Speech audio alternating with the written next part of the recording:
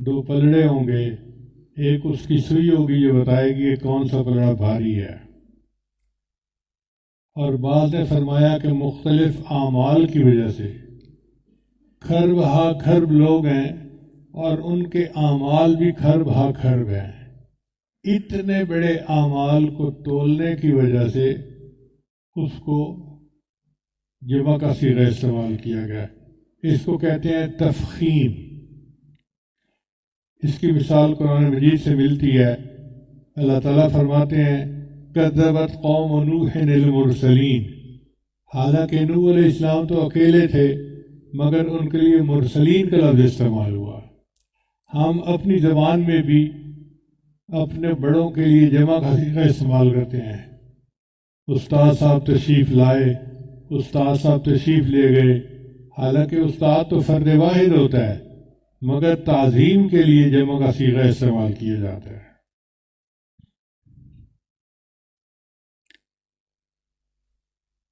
اب قیامت کے دن اعمال نامے کو تولا جائے گا، اعمال کو تولا جائے گا یا صاحب عمل کو تولا جائے گا، تینوں کی روایات ملتی ہیں۔ اعمال نامے کو تولنے کی حدیث ہے کہ ایک بندے کے 99 دفتر گناہوں کے ہوں گے اور ایک اس میں کاغذ کا پرزہ جس کو بطاقہ کہتے ہیں وہ ڈالا جائے گا اور اس کی وجہ سے اس کا پلڑا بھاری ہو جائے گا۔ اور بعد حدیث سے پتہ چلتا ہے کہ نہیں، انسان کے اعمال کو تولا جائے گا۔ چنانچہ نبی علیہ السلام نے فرمایا کہ ایمان لانے کے بعد سب سے بھاری عمل انسان کا خوش اخلاقی ہے جو اس کے نام اعمال میں ڈالا جائے گا، یعنی جو خوش اخلاق بندہ ہوگا اس کے پلڑے کو بھاری کر دے گا اس کا عمل۔ اور صاحب عمل کو اس طرح سے تولا جائے گا کہ حدیث مبارکہ میں آتا ہے کہ ایک صحابی تھے عبداللہ ابن مسعود رضی اللہ عنہ، وہ بہت ہی کمزور تھے، جس کو ہم کہتے ہیں نا کانگڑ قسم کا بندہ، وہ اس طرح کے تھے۔ جب وہ چلتے تھے تو ان کی پنڈلیوں سے کئی دفعہ چادر ہٹتی تو صحابہ ان کو دیکھ کر ہنستے تھے۔ تو ایک مرتبہ نبی علیہ السلام نے فرمایا کہ عبداللہ ابن مسعود کی پنڈلی قیامت کے دن احد پہاڑ سے بھی زیادہ بھاری ہوگی۔ اب اس میں تطبیق کیا ہے؟ تطبیق یہ ہے کہ تینوں صورتیں ممکن ہیں، مگر اللہ تعالیٰ قیامت کے دن اپنے محبوب کی امت پر رحمت فرمائیں گے، جس کے اعمال تولنے سے مغفرت آسانی سے ہوگی، اعمال تولیں گے، جس کے نام اعمال کو تولنے سے مغفرت آسان ہوگی تو وہ نام اعمال تولیں گے، اور جس صاحب عمل کو تولنے سے عمل میں ان کی مغفرت آسان ہوگی، اللہ تعالیٰ اس صاحب عمل کو تولیں گے۔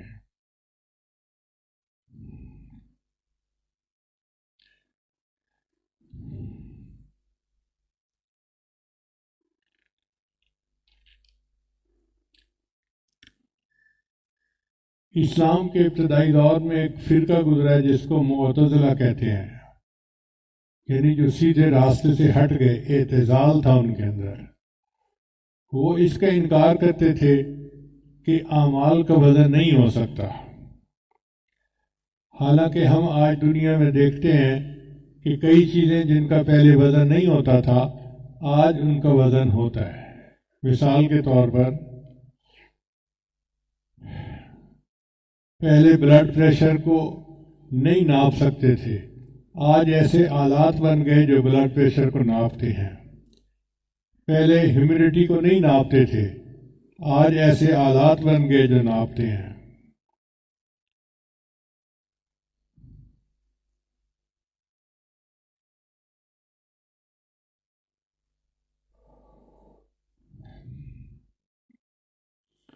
پھر قال مجاہد القسطاس العدل بالرومیہ، کہ قسطاس جو ہے وہ عدل کو کہتے ہیں اور یہ رومی زبان کا لفظ ہے، حالانکہ اللہ نے قرآن مجید میں فرمایا قرآن عربیہ، قرآن خالص عربی زبان میں استعمال ہوا۔ تو پھر رومی زبان کا لفظ کیسے آ گیا؟ وہ اس لیے کہ جب کوئی لفظ عربوں کے میزان کے اوپر پورا اترا اور انہوں نے استعمال کرنا شروع کر دیا تو وہ پھر عربی کا لفظ بن گیا۔ اس کی مثال ایسے ہے کہ نمک کی کان میں جو چیز ہوتی ہے وہ نمک بن جاتی ہے۔ ہر کے درکان نمک رفت نمک شد۔ پھر دیکھیے دو الفاظ ہیں، ایک ہے قسط اور ایک ہے قسط۔ قسط کا معنی ہوتا ہے عادل اور قسط کا معنی ہوتا ہے ظالم۔ وَأَمَّا الْقَاسِطُونَ فَكَانُوا لِجَهَنَّمَ حَطَبًا۔ اس سے اندازہ لگائیے کہ علم کو استاد سے پڑھنے کی کتنی ضرورت ہے۔ صرف زیر اور زبر کے فرق سے معنی میں اتنا فرق پڑ جاتا ہے۔ اس حدیث کو امام بخاری رحمۃ اللہ علیہ نے بہت مضبوط راویوں سے نقل کیا ہے۔ حدثنا احمد بن اشکاب، مصریوں نے اس کو شکیب بھی پڑھا ہے، ابن حبان نے اسے ثقات میں لکھا ہے۔ امام راضی رحمۃ اللہ فرماتے ہیں ثقۃ مامون صدوق۔ پھر ابو زرع رحمۃ اللہ علیہ بھی ان میں سے ایک رجال الحدیث میں سے ہیں۔ یہ اتنے بڑے صاحب حدیث تھے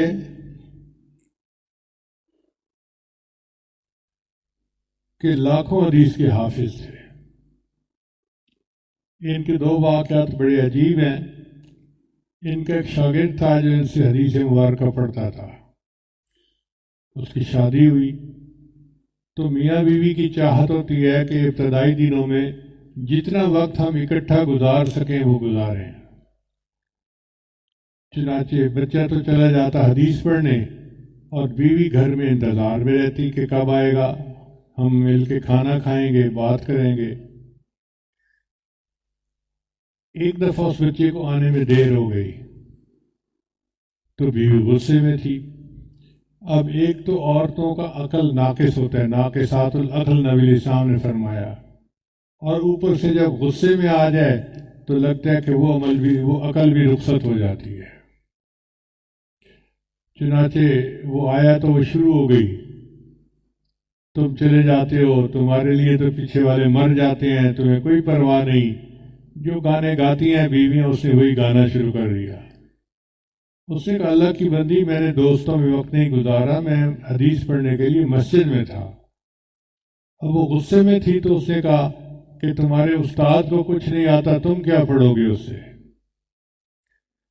یہ بچہ بھی نوجوان تھا، گرم خون تھا، اس نے جواب میں کہہ دیا اگر میرے استاد کو 1,00,000 حدیثیں یاد نہ ہوں تو میری طرف سے تجھے طلاق۔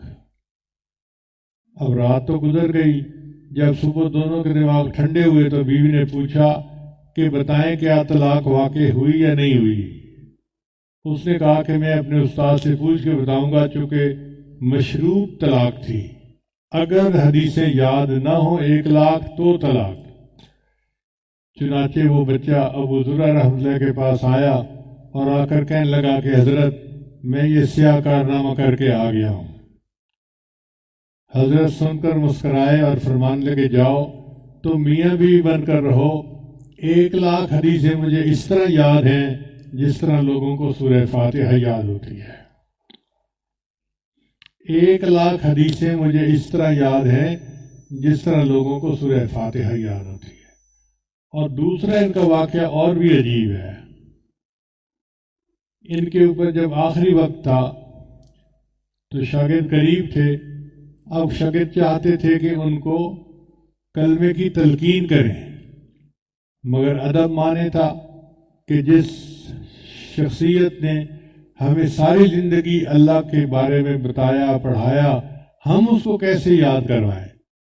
تو پھر ان کے دل میں خیال آیا کہ کیوں نہ ہم وہ حدیث ان کے سامنے تلاوت کریں تو خود بخود تلقین بھی ہو جائے گی۔ چنانچہ انہوں نے حدیث مبارکہ پڑھنی شروع کر دی، ان فلاں ان فلاں ان فلاں۔ جب 2-3 راویوں کے نام لیے تو امام ابو زرع رحمۃ اللہ سمجھ گئے یہ کون سی حدیث پڑھنا چاہتے ہیں، تو انہوں نے بھی ساتھ پڑھنی شروع کر دی۔ چنانچہ حدیث پڑھتے پڑھتے انہوں نے جب پڑھا من کان آخر کلامہ لا الہ الا اللہ دخل الجنہ، اللہ کی شان دیکھیں کہ جب انہوں نے پڑھا نا من کان آخر کلامہ لا الہ الا اللہ، ان کی روح نکل گئی اور دخل الجنہ، وہ پریکٹیکلی جنت میں داخل ہو گئے۔ اللہ تعالیٰ ایسی موت ہر کسی کو عطا کرے۔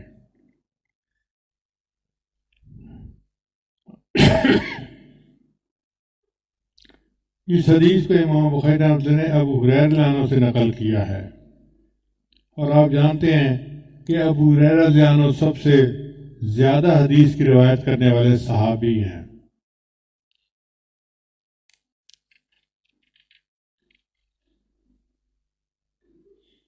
اب حدیث مبارکہ کے بارے میں سن لیجئے۔ نبی السلام نے فرمایا کلمتان، کلمتان سے مراد ہے کلامان، دو کلام ایسے ہیں، حبیبتان الی الرحمن، یعنی محبوب قائلہما، جو پڑھے گا وہ اللہ کو پیارا لگے گا،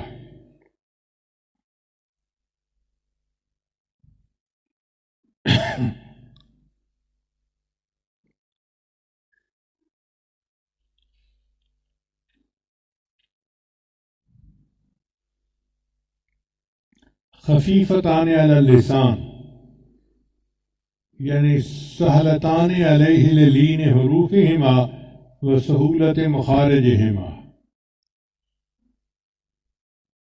یعنی اس کلام میں کوئی حروف شدت زیادہ نہیں ہے جن کا ادا کرنا مشکل ہوتا ہے، حروف قلقلہ بھی زیادہ نہیں ہے کہ جن کو ادا کرتے وقت مخرج میں حرکت ہوتی ہے، حروف استعلاء بھی نہیں ہے جن کو ادا کرتے وقت زبان کی جڑ تالو سے لگ جاتی ہے۔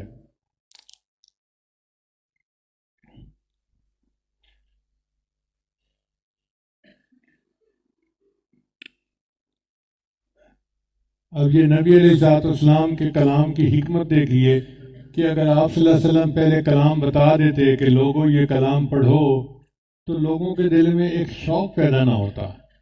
محبوب صلی اللہ علیہ وسلم نے ان کے دل میں شوق پیدا کیا، اس کو تشویق کہتے ہیں۔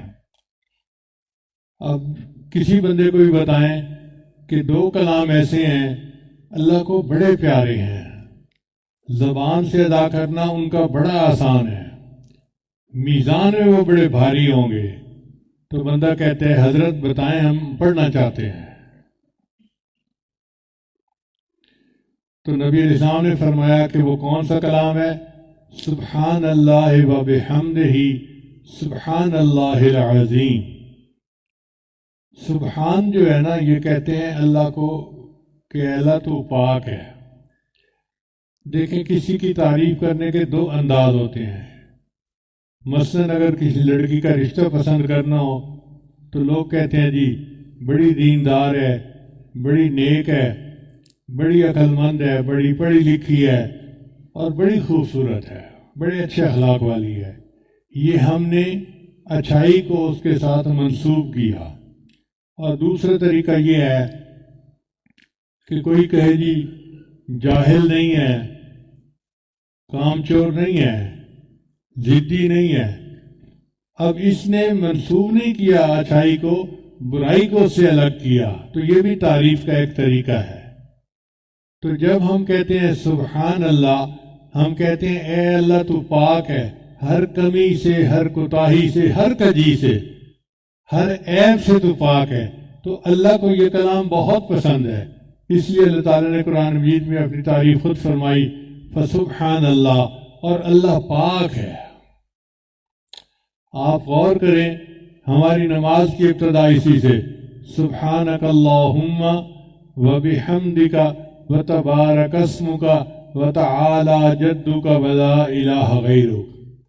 پھر ہم رکوع میں جاتے ہیں تو سبحان ربی العظیم، سجدے میں جاتے ہیں تو سبحان ربی الاعلی۔ کتنا ہم سبحان اللہ پڑھتے ہیں؟ ہم لوگ جو اجمی ہیں نا، ہمیں سبحان اللہ پڑھنے کی زیادہ عادت نہیں ہے۔ عرب لوگ بہت پڑھتے ہیں۔ مثلا ہم اپنی گفتگو میں سبحان اللہ کا لفظ کثرت سے پڑھ سکتے ہیں۔ سبحان اللہ، آج مجھے فجر کی نماز تکبیروں کے ساتھ پڑھنے کی توفیق نصیب ہو گئی۔ سبحان اللہ، آج صبح بچوں نے اسکول جاتے ہوئے تنگ نہیں کیا، آرام سے چلے گئے۔ سبحان اللہ، آج سارا دن بیوی کے ساتھ کوئی چخ نہیں ہوئی، دن بڑا آرام سے گزر گیا۔ سبحان اللہ، آج دفتر میں کوئی ایسا مسئلہ نہیں بنا کہ میرا باس مجھ سے ناراض ہوتا۔ تو ہم اس لفظ کو بار بار پڑھ سکتے ہیں۔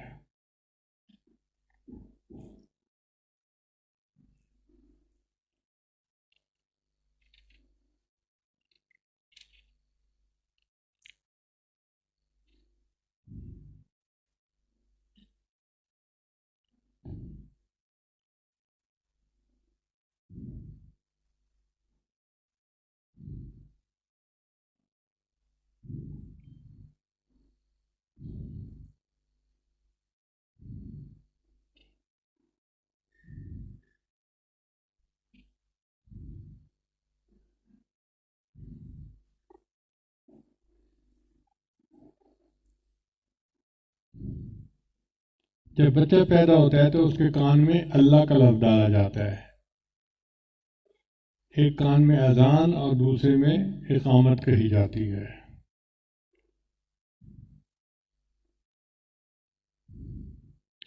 اذان کی ابتدا اللہ کے لفظ سے اور نماز کی ابتدا بھی اللہ کے لفظ سے۔ اذان شروع ہوتی ہے اللہ اکبر، اور اذان ختم ہوتی ہے اشہد ان لا الہ الا اللہ، یعنی اللہ کے لفظ سے ابتدا اور اللہ کے لفظ سے انتہا۔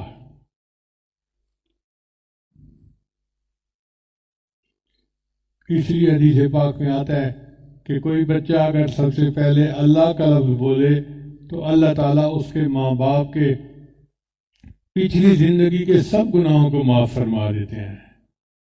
اب آپ اندازہ لگائیے کہ اللہ کو کتنی خوشی ہوتی ہے بچے کی زبان پہ اللہ کا لفظ آ جائے۔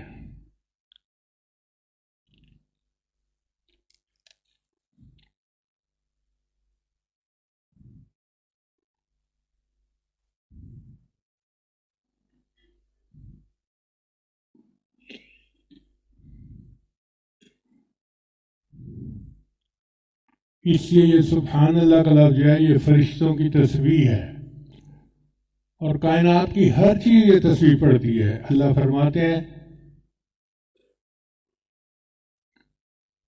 وَإِن مِّن شَيْءٍ إِلَّا يُسَبِّحُ بِحَمْدِهِ وَلَٰكِن لَّا تَفْقَهُونَ تَسْبِيحَهُمْ، ہر چیز اللہ کی تسبیح بیان کرتی ہے، تم ان کی تسبیح کو سمجھ نہیں پاتے۔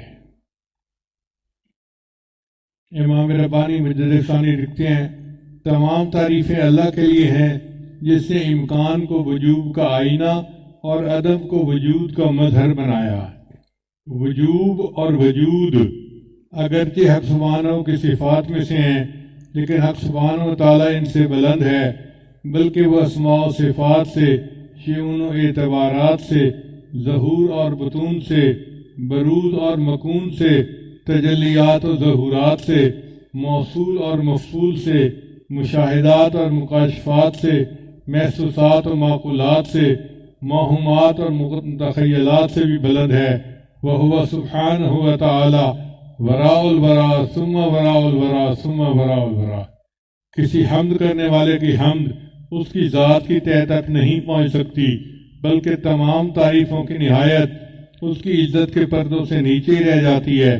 اس ذات پاک نے اپنی تعریف آپ ہی کی ہے اور اپنی حمد کو آپ ہی بیان کیا ہے، پس وہ ذات تعالیٰ آپ ہی حامد ہے اور آپ ہی محمود ہے۔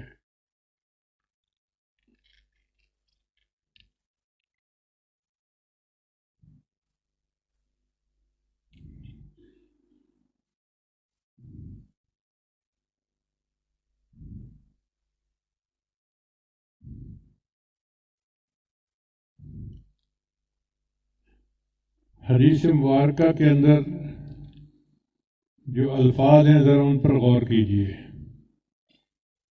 کلمتان کا معنی ہے دو کلام ایسے ہیں، حبیبتان الی الرحمن، رحمان کو بڑے پیارے، خفیفتان علی اللسان، زبان سے ادا کرنا ان کا بہت آسان ہے، ثقیلتان فی المیزان، لیکن میزان کے اندر بہت بھاری ہوں گے۔ چنانچہ حدیث پاک میں آتا ہے جو بندہ سبحان اللہ و بحمدہ پڑھتا ہے تو آدھا میزان نیکیوں سے بھر جاتا ہے، اور جب پڑھتا ہے سبحان اللہ العظیم تو اللہ تعالیٰ پورے میزان کو نیکیوں سے بھر دیتے ہیں۔ اب غور کیجئے کہ صرف چند الفاظ کے پڑھنے پر پورا میزان نیکیوں سے بھر جاتا ہے۔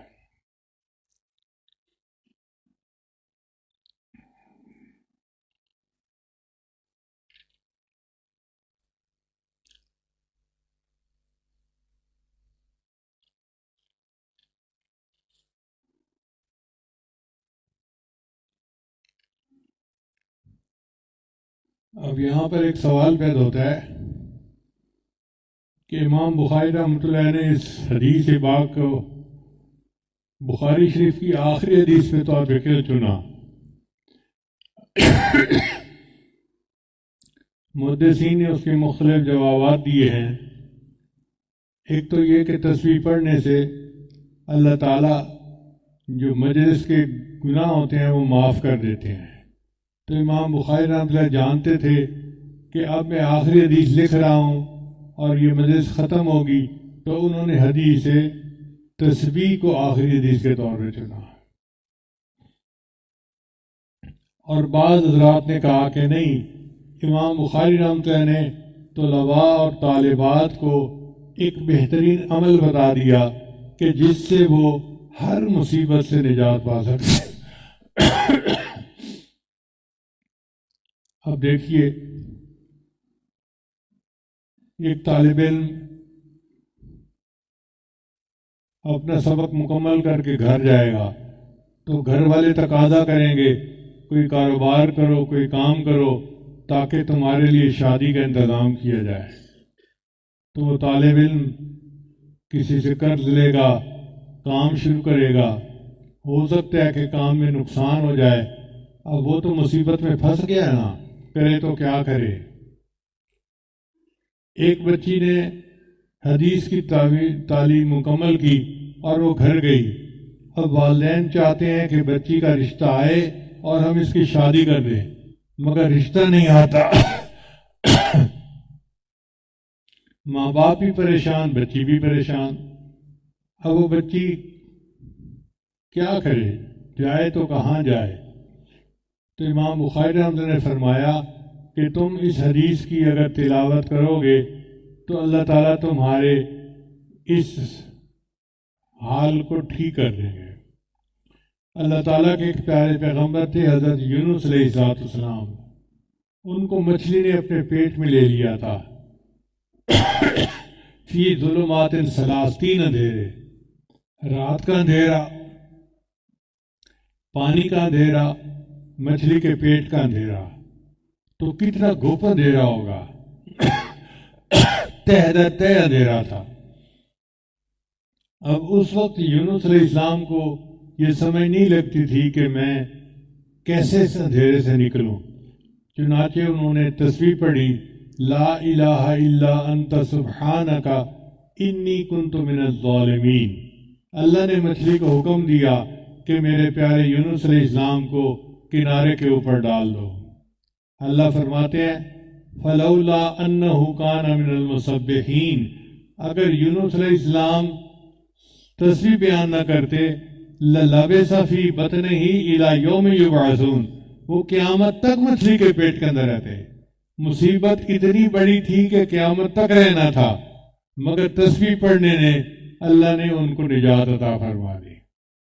اسی طرح جو بندہ قرض کی مچھلی کے پیٹ میں پھنس جائے، وہ تسبیح پڑھے، اللہ اس کے حالات ٹھیک کر دیں گے اور مچھلی کے پیٹ ہے اس کو نجات مل جائے گی۔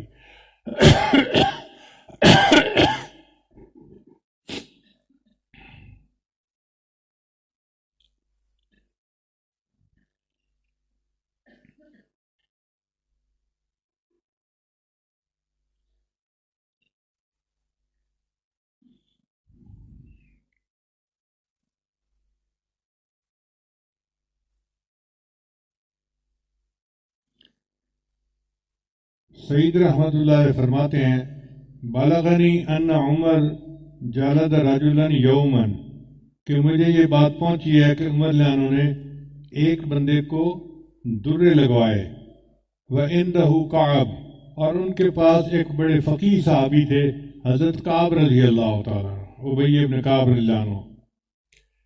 فقال الرجل حين وقع عند علیہ الصوت، جب اس بندے کو پہلا درہ لگانا اس نے کہا سبحان اللہ، یعنی اس زمانے کے جو مجرم تھے ان کی بھی زبان پہ سبحان اللہ کا لفظ اتنا ہوتا تھا کہ جب درہ لگا تو وہ کہتے ہیں سبحان اللہ۔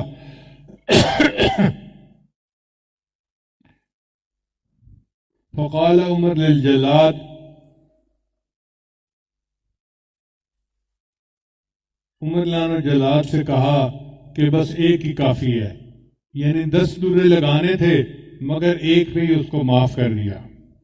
فداہے کا کعب لانا مسکرائے، فقال له وما يضحكك، عمر لانا نے پوچھا کہ حضرت آپ ہنسے کیوں؟ قال، فرمایا والذی نفسی بیدہ، قسم اس ذات کی جس کے قبضے میں میری جان ہے، ان سبحان اللہ تخفف من العذاب، کہ سبحان اللہ نے اس کے عذاب میں کمی کر دی۔ یہ باتیں تو چند حدیث مبارکہ کے بارے میں تھیں۔ اللہ تعالی ہمیں ان احادیث کے اوپر عمل کرنے کی توفیق عطا فرمائے۔ جتنے طلباء یہاں موجود ہیں یا جتنے علماء موجود ہیں، سب حضرات کو اس عاجز کی طرف سے حدیث پاک تقوی و طہارت کے ساتھ آگے پڑھانے کی اجازت ہے۔ اب ایک بات ذہن میں رکھیے کہ آج کل کچھ حضرات اس بات پہ بڑے پریشان ہیں کہ جی طلباء پڑھ کے نکلتے ہیں تو یہ کھائیں گے کہاں سے؟ بھئی جہاں سے انبیاء کھاتے تھے، انبیاء کے ورثاء وہ بھی وہیں سے کھائیں گے۔ دیکھو رزق پانے کے 2 طریقے ہوتے ہیں، ایک ہوتا ہے کسب، یعنی ہاتھ سے کام کر کے رزق حاصل کرنا، اور ایک ہوتا ہے تقوی۔ اللہ فرماتے ہیں وَمَن يَتَّقِ اللَّهَ يَجْعَل لَّهُ مَخْرَجًا، جو تقوی اختیار کرتے ہیں اللہ اس کے لیے مخرج بنا دیتا ہے۔ وَيَرْزُقْهُ مِنْ حَيْثُ لَا يَحْتَسِبُ، اور ایسی طرف سے رزق دیتا ہے جس کو اس کو گمان ہی نہیں ہوتا۔ اس لیے جن کو طلباء کے کھانے پینے کی فکر لگی ہوئی ہے وہ برائے مہربانی کسی اور کام میں لگیں اور طلباء کو یہ مشورے مت دیں۔ بعض علماء یہ کہتے ہیں جی کہ ہمارے طلباء پڑھ کے نکلے ہمارے ادارے سے، فلاں دفتر میں موجود، فلاں دفتر میں موجود۔ بھئی تمہیں تمہاری کامیابی مبارک ہو کہ تمہارے طلباء دفتروں کی زینت بنے، کوئی وزارت فلاں میں، کوئی وزارت فلاں میں۔ ہمیں یہ نہیں چاہیے، ہم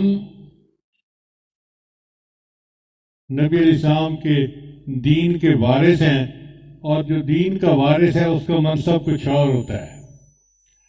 اللہ تعالیٰ قرآن میں فرماتے ہیں وَالرَّبَّانِيُّونَ وَالْأَحْبَارُ بِمَا اسْتُحْفِظُوا مِنْ کِتَابِ اللَّهِ، کہ پیر اور مولوی ان کا منصب ہے کہ یہ دین کے محافظ ہیں۔ جس طرح فوج جغرافیائی سرحد کے محافظ ہوتی ہے، یہ علماء دین کے محافظ ہیں۔ انہوں نے دین کی ہر آیت کے اوپر ڈیرے ڈالے ہوئے ہیں اور یہ اس کی حفاظت کرتے ہیں ہر اس بندے سے جو ان میں کوئی تبدیلی کرنے کی کوشش کرتا ہے۔ ایک جگہ اللہ تعالیٰ فرماتے ہیں وَالَّذِينَ يُمَسِّكُونَ بِالْكِتَابِ،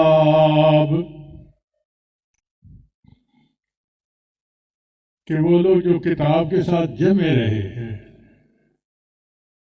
وَأَقَامُوا الصَّلَاةَ، اور انہوں نے نماز قائم کی، إِنَّا لَا نُضِيعُ أَجْرَ الْمُصْلِحِينَ، ہم ان مصلحین کے اجر کو ضائع نہیں فرمائیں گے۔ تو اس لیے عزیز طلباء، آپ اپنے رزق کی طرف سے پریشان نہ ہو، اللہ آپ کو رزق عطا فرمائے گا۔ ہمارے قریبی ساتھی ہیں بنو کے، ان کا نام میں نے رکھا ہوا ہے تیل والے مولوی صاحب۔ وہ ہر وقت اپنی جیب میں تیل کی بوتل رکھتے ہیں اور جہاں ہوتے ہیں حضرت مجھے تھوڑا سا ٹائم دے، میں آپ کے سر کی مالش کر دیتا ہوں۔ کہ بہت اچھا، چنانچہ وہ سر کی مالش کرتے ہیں اور بہت سکون ملتا ہے۔ ان کا مدرسہ تھا اور اس مدرسے میں ان کے طلباء کو کھانے کی چیز نہیں ملتی تھی، کبھی دال پک گئی اور کبھی کچھ ہو گیا۔ اللہ کی شان دیکھیں کہ ان کے علاقے میں چھاونی بن گئی اور ان کا مدرسہ جو تھا وہ چھاونی میں آتا تھا۔ ہر بندہ ان کو مشورہ دیتا کہ مولانا مدرسہ چھوڑ کے کسی اور جگہ بناؤ، چھاونی بن گئی تو یہاں تو لوگ آ بھی نہیں سکیں گے، تو تمہارے بچے بھوکے مر جائیں گے۔ وہ بار بار مجھ سے پوچھتے، میں کہتا کہ اللہ کھلانے والا ہے، اللہ ان کو کھلائے گا۔ چنانچہ انہوں نے مدرسہ چھوڑا نہیں۔ اللہ کی شان دیکھیں کہ چھاونی بن گئی۔ وہ کہتے ہیں کہ میں پریشان تھا کہ اب میں بچوں کے لیے کھانے کا انتظام کیسے کروں گا۔ بیٹھا ہوا تھا تو ایک بندہ آیا اور اس کے پاس 2 بکرے تھے۔ کہتے ہیں جی طلباء کو کھلاؤ۔ وہ طلباء جو دال مشکل سے کھاتے تھے، اب اللہ نے ان کو کھانے کے لیے گوشت دے دیا۔ پھر دوسرے دن ایک بندہ آیا، وہ بھی بکرے لے آیا۔ اب طلباء کے تو وارے نیارے ہو گئے، کہاں دال کھانے کو نہیں ملتی تھی اور کہاں اب روز گوشت کے مزے کھا رہے ہیں۔ وہ کہتے ہیں کہ میں نے طلباء کو کہا کہ اب کوئی بندہ اگر بکرے لائے اسے روکنا، میں پوچھوں وہ ہے کون۔ چنانچہ ایک بندہ بکرے لایا تو انہوں نے اس سے پوچھا کہ بھئی آپ کون ہیں؟ اس نے کہا جی میں فوجی ہوں۔ بھئی بکرے کیوں لائے ہیں؟ اس نے کہا جی اللہ نے مجھے بیٹا دیا اور میں نے عقیقے کی دعوت کرنی تھی، تو میں نے سوچا کیوں نہ ان کو عقیقہ کھلاؤں جو سارا دن قرآن پڑھتے ہیں۔ پھر ایک بندہ بکرے لایا تو میں نے اس سے پوچھا بھئی آپ کیوں لائے؟ اس نے کہا جی میری والدہ بیمار تھی، میں نے سوچا کہ میں صدقہ اتاروں تو میں بکرے لے آیا ہوں۔ اب اللہ کی شان دیکھیں کہ ہر انسان کے ساتھ خوشی اور غمی لگی ہوئی ہے، کبھی خوشی ہے اور کبھی غم ہے، تو خوشی میں شکرانے کے وہ بکرے دیتا ہے اور غمی میں وہ صدقہ کے طور پہ بکرے دیتا ہے۔ اور یوں طلباء کو اللہ تعالیٰ نے بکرے پھال کے دکھا دیا۔ وہ لوگ جو دال نہیں کھا پاتے تھے، اب اللہ نے ان کو گوشت پاک کھلا کر دکھا دیا کہ دیکھو میں اپنے بندوں کو ایسے پالتا ہوں۔ اس لیے ہمیں چاہیے کہ ہم اپنے رزق کی وجہ سے پریشان نہ ہوں۔ رزق اللہ کے ذمے ہے، اللہ نے ہمیں پہنچانا ہے۔ ہم دین کا کام کریں گے تو اللہ رزق پہنچائیں گے، اور ایسی طرف سے پہنچائیں گے جس کا کسی کو خواب و خیال ہی نہیں ہوگا۔ وَمَن يَتَّقِ اللَّهَ يَجْعَل لَّهُ مَخْرَجًا وَيَرْزُقْهُ مِنْ حَيْثُ لَا يَحْتَسِبُ۔ ایک جگہ اللہ تعالیٰ فرماتے ہیں وَلَوْ أَنَّ أَهْلَ الْقُرَىٰ آمَنُوا وَاتَّقَوْا، اگر یہ بستی دیسوں والے ایمان لاتے اور تقوی اختیار کرتے، لَفَتَحْنَا عَلَيْهِمْ بَرَكَاتٍ مِّنَ السَّمَاءِ، ہم ان پر آسمان سے برکتوں کو نازل کر دیتے۔ ایک جگہ اللہ فرماتے ہیں لَأَكَلُوا مِن فَوْقِهِمْ وَمِن تَحْتِ أَرْجُلِهِمْ، ہم ان کو وہ نعمتیں کھلاتے جو آسمان سے اترتی ہیں، ان کی روحانی غذا بنتی، اور وہ نعمتیں کھلاتے جو پاؤں کے نیچے زمین سے نکلتی ہیں، ان کی جسمانی غذا بنتی۔ تو رزق کا ذمہ اللہ نے لیا ہے، اور طلباء علماء تو اللہ کے اس وعدے پر ہی پلتے ہیں۔ اس لیے آپ بالکل پریشان ہو۔ یہ دنیا دار لوگ جو ہیں یہ مارے پھریں دنیا کے پیچھے، یہ بھاگے پھریں دنیا کے پیچھے۔ ہمارا رزق اللہ کے ذمے ہے، اور اللہ ہمیں کھلاتا ہے اور اللہ ہمیں پلاتا ہے۔ میں نے دل میں نیت کی ہوئی تھی کہ جب میں 40 سال کی عمر کو پہنچ جاؤں گا تو میں نوکری چھوڑ دوں گا۔ میری نوکری بہت اچھی تھی، چیف انجینئر تھا، بہت اچھی تنخواہ تھی اور 12 بونس ملتے تھے، یعنی 12 تنخواہیں اور 12 بونس، تو دیکھیں پھر کتنی تنخواہ ہوتی ہوگی۔ جب 40 سال کی عمر ہو گئی تو میں نے استعفیٰ دیا اور میں اپنے شیخ حضرت مرشد عالم رحمۃ اللہ کی خدمت میں چکوال حاضر ہوا۔ میں نے کہا کہ حضرت میں استعفیٰ دے کے آ گیا ہوں۔ حضرت نے پوچھا استعفیٰ دینا ہے یا استعفیٰ دے دیا ہے؟ میں نے کہا حضرت دے دیا ہے۔ فرمان لگے اگر پہلے مشورہ کرتے تو میں مشورہ دیتا کہ تمہاری عمر ابھی بہت چھوٹی ہے، تم کچھ سال اور نوکری کر لو، لیکن اب چونکہ تم استعفیٰ دے کے آ گئے ہو تو اللہ، تم دین کا کام کرو، اللہ تمہیں روٹی بھی دے گا، بوٹی بھی دے گا، کاریں بھی دے گا، بہاریں بھی دے گا۔ 4 لفظ کہے، اللہ تمہیں روٹی بھی دے گا، بوٹی بھی دے گا، کاریں بھی دے گا، بہاریں بھی دے گا۔ اور عزیز طلباء، آپ سے بھی میں یہی کہتا ہوں کہ آپ دین کا کام کریں، اللہ آپ کو روٹی بھی دے گا، بوٹی بھی دے گا، کاریں بھی دے گا، بہاریں بھی دے گا۔ ہم نے امریکہ میں ایک ادارہ بنایا، اس کا نام تھا دارالہدا۔ ایک مرتبہ میں نے عید کی نماز وہاں پڑھائی تو میں دفتر میں آ کے بیٹھ گیا، اکیلا تھا۔ دروازے پہ دستک ہوئی تو میں نے اٹھ کے دروازہ کھولا تو ایک افغانی لڑکی کھڑی تھی، عمر اندازاً 22-23 سال ہوگی، اس نے بچے کو اٹھایا ہوا تھا۔ تو پہلے تو میں اس سے خفا ہوا کہ آپ کیوں آئی جب آپ کو پتہ ہے یہ چھٹی کا دن ہے۔ اس نے کہا حضرت میری بات سن لے۔ تو میں دفتر میں آ کے بیٹھ گیا، وہ آ کے میز کے دوسری طرف کھڑی ہو گئی، کہنے لگی حضرت میں نے عید کی نماز پڑھی، یہ میرا چھوٹا بچہ یہ آپ کی تصویر دیکھتا تھا، بیانات سنتا تھا، تو اس نے حضرت جی کہنا شروع کر دیا، رونا شروع کر دیا۔ تو میں نے کہا چلو میں اس کو لے جا کر حضرت جی سے سلام کروا لیتی ہوں۔ میرا غصہ ٹھنڈا تو ہو گیا، میرے سامنے $1 کا بل پڑا ہوا تھا، یعنی $1 کا نوٹ پڑا ہوا تھا۔ میں نے اٹھا کے اس کو دیا کہ ہمارے ہاں عید الفطر پہ بچوں کو عید دیتے ہیں، یہ اس بچے کو میری طرف سے عیدی ہے۔ اس نے لے لیا اور وہ لڑکی چلی گئی۔ اس کا خامن تبلیغ جماعت کا تھا اور میاں بیوی کے درمیان اکثر چکچک ہوتی رہتی تھی، اس لیے کہ ان کا ذاتی مکان نہیں تھا۔ وہ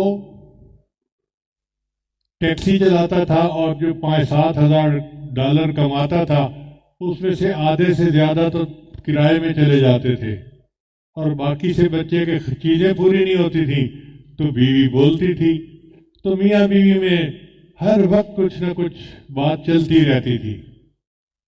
اب اگلی بات اس کے خامن نے مسجد میں آ کے سنائی، اس وقت میں نہیں تھا۔ وہ کہتے ہیں کہ میری بیوی جب وہ گئی تو اس نے اپنے پرس میں وہ $1 کا نوٹ ڈال دیا، اللہ نے ایسی برکت دی کہ ہمارے سارے خرچے پورے ہونے لگ گئے۔ اب مکان لینے میں رکاوٹ یہ تھی کہ مکان کا ایڈوانس دینا پڑتا ہے اور وہ کافی بڑی رقم ہوتی ہے، اور میرا خامن سود کے اوپر مکان کی رقم لینا نہیں چاہتا تھا۔ وہ کہتے ہیں کہ میری بیوی ایک دن بیٹھی تھی تو اس کو اس کی بہن نے بتایا کہ ہمارے علاقے میں ایک سٹور بن گیا ہے، اس سٹور کا نام ہے وال مارٹ۔ یہ اتنا بڑا سٹور ہوتا ہے کہ اگر آپ یہ مسجد دیکھ رہے ہیں نا تو ایسی شاید 10 مسجدیں اس کے اندر آ جائیں، اتنا بڑا سٹور بندہ ایک دن میں تو دیکھ ہی نہیں سکتا۔ میری بہن نے کہا کہ آؤ آج پہلا دن ہے، ہم جا کے وال مارٹ دیکھ آتے ہیں۔ میں نے کہا بھائی مجھے تو کوئی چیز نہیں خریدنی۔ اس نے کہا خریدنی نہیں، ہم جا کے دیکھتے ہیں کہاں سے گوشت ملتا ہے، کہاں سے گروسری ملتی ہے، کہاں ناشتے کی چیزیں، کہاں فلاں کہاں فلاں، اور تم جب جاؤ گی تو تمہیں آسانی ہوگی خریدنے میں۔ تو میں بھی ساتھ چلی گئی۔ اب سارا دن ہم اس سٹور کو دیکھتے رہے۔ جب باہر نکلنے لگے تو ان لوگوں نے باہر دروازے کے ساتھ ایک وینڈنگ مشین رکھی ہوئی تھی. وینڈنگ مشین کہتے ہیں ایک مشین جس کے اندر مختلف چیزیں ہوتی ہیں، پیسہ ڈالے تو وہ چیز نکل آتی ہے. تو وہ کہتی ہے کہ جب میرے بچے نے وہ دیکھی تو اس نے پھر رونا شروع کر دیا کہ اماں مجھے یہ لے کے دو. اب میں پریشان کہ کہاں سے لے کے دوں. وہ کہتی ہے کہ میرے ذہن میں خیال آیا کہ اسی کا $1 جو عیدی کا دیا گیا تھا وہ میرے پاس موجود ہے، میں اس کو لے کے دے دیتی ہوں. چنانچہ میں نے وہ $1 کا نوٹ ڈالا اور ایک چیز نکلی جو اس کو میں نے کھانے کے لیے دے دی. میں نے اللہ کا شکر ادا کیا کہ چلو بچہ بھی مطمئن ہو گیا اور $1 بھی کام آ گیا. کہتی ہے دوسرے دن کال آئی کہ آپ نے اس دن جب افتتاح ہوا تھا کوئی چیز خریدی تھی. تو میں نے کہا میں نے بھی ایک چیز خریدی تھی. کہتے ہیں کہ تم سلپ کا نمبر بتاؤ. میں نے جب سلپ کا نمبر بتایا تو وہ کہنے لگے کہ اس کا انعام نکلے. ہم نے لکی ڈرا رکھا ہوا تھا کہ پہلے دن جو کسٹمر آ کے خریدیں گے ہم ان میں انعام بانٹیں گے. اب وہ آپ کا انعام نکل گیا ہے، آپ اپنے ہسبینڈ کو بھیجے وہ انعام لے جائے. کہتا ہے میرا خامند گیا تو اس کو ایک بہترین نئی کار مل گئی 0 میٹر. خامد نے مجھے آ کے کہا کہ دیکھو ہمارے پاس گاڑی تو ہے اگرچہ پرانی ہے، گزارا چل رہا ہے، ہمیں کیوں نہ گاڑی کو بیچ کے مکان کا بیانہ دے دیتے ہیں. چنانچہ ہم نے گاڑی کو بیچا اور وہ پہلے دن $45,000 کی بک گئی. یہ بڑی رقم تھی. وہ کہتے ہیں کہ میں نے مکان کا بیانہ دے دیا اور پھر جو ہمیں تنخواہ یعنی کمائی ہوتی تھی ہم ہر مہینے قسط دیتے تھے جو ادا ہوتی رہی. اور یوں $1 سے اللہ نے مجھے اپنا ذاتی مکان دے دیا اور میری ضروریات کو اللہ نے پورا کر دیا. یوں اللہ تعالیٰ رزق میں برکت دے دیتے ہیں کہ $1 سے اللہ تعالیٰ پورے گھر کو عطا فرما دیتے ہیں. تو عزیز طلباء، آپ اللہ پہ توکل رکھیں، آپ تقوی کے ساتھ دین کا کام کریں اور پھر حیران ہوں گے کہ اللہ تعالیٰ آپ کو کیسے پالتے ہیں. جو اللہ پتھروں کے اندر کیڑوں کو پال دیتا ہے، جو زمین کے اندر اللہ تعالیٰ جانوروں کو پالتا ہے، اللہ تعالیٰ ہم انسانوں کو کیوں نہیں پالیں گے؟ ہمارا رزق اللہ نے اپنے ذمہ لیا ہے. دعا ہے کہ اللہ تعالیٰ ہمیں تقوی و طہارت کے ساتھ کام کرنے کی توفیق عطا فرمائے اور پوری زندگی دین کا محافظ بن کر رہنے کی توفیق عطا فرمائے. وآخر دعوانا ان الحمد للہ رب العالمین.